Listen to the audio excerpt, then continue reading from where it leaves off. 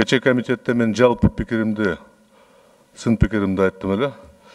Кечинде үйгө барганда кайра ойлонсом, такыр түшүнбөдүм да бир нерсеге.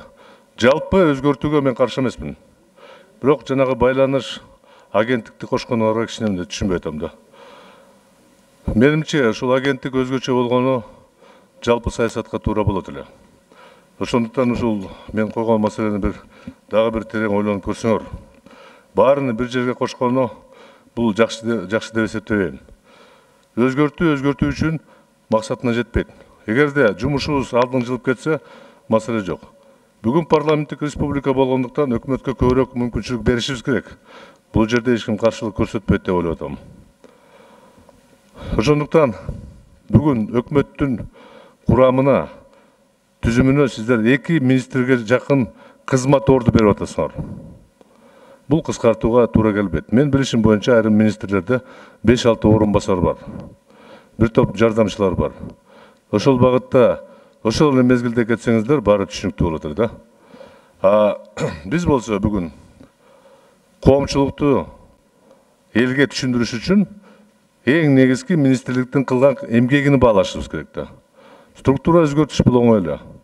Ошондуктан мен дагы бир жолу сизге кайрылат элем, жанагы агенттик, байланыш агенттик боюнча бир терең изилдеп карап көрсөңүз жаман болбойт эле деген оюм бар да. Баарыны кошконубуз бир эмнеге алып барат, эртең талаш болуп кетпесин. Ал функциясы кичине башкачараак. Мен ошону айтайын дедим эле, урматтуу Сооронбай Шарипович, карап көрсөңүз жакшы болот эле да. Бул маселе боюнча кече комитетте койбодуңузбу? Анан аерде оюбузду айттык, андан кийин барып да кайра карап чыктык. Чын эле зыян кылып албайлы деп. Жанакы соту операторлор кат жазыптыр, аны мен да окуп чыктым. Бирок эч кандай зыян келбейт. Бюджетке ешкім ақша түшөт, 0,9% дегені 40% агентствоға түшөт, 60% бюджетке түшөт. Мурунку агентство деле, ошол Госкомитеттин алдында биз сүйлөшөбүз дагы, ичинен карай же агенттик болуп, же департамент болуп калат, ошол боюнча. Ошол мурунку иштеп аткандай өкмөттүн токтому менен анын жобосун алып беребиз. Мурун кандай иштесе, ошондой регулятор болуп иштей берет. Ага тез таасир тийбейт, Исхак Саматович. Биз эң негизгиси бу жерде маселе мындай болот да. Маселе азыр буну чечиш керек да. Же жалпы коррупция менен күрөш токтотобуз. Ушул комитет түзүп туруп, баарды электрондук системага өткөзөбүз, автоматташтырабыз.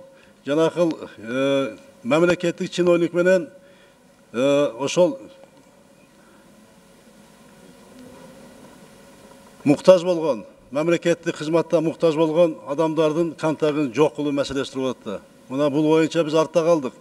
Эгерде биз дагы ойлоно берсек, талаша берсек, анда бул маселе арттагылар кирбей калат. Мен айтып берейин мынакей.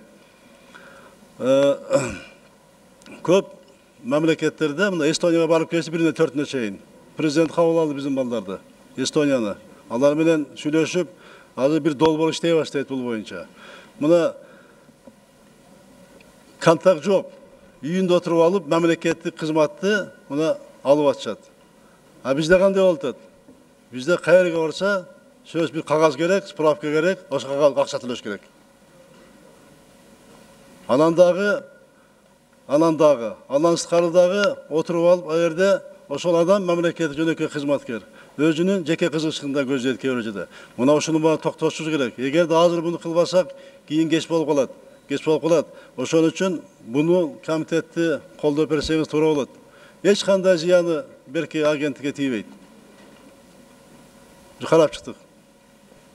Экинчи, бүгүнкү күндө биз 25 жылда талкалган мамлекеттик башкаруу системаны өзгөртүүгө аракет жасашыбыз керек. 10 секунд. Ошол системада мен айтканым вертикалды кайрадан жандандырышыбыз керек. Губернатор, аким, айыл өкмөттүн бийликтери так ар бирөөнүн функциясын белгилеп кетсек, жакшы болот эле. Бүгүнкү күндө элибиз көп учурда түшүнбөй калды. Ким эмнеге жооп берет, кандай башкарыш керек деген. Анда карап атабыз.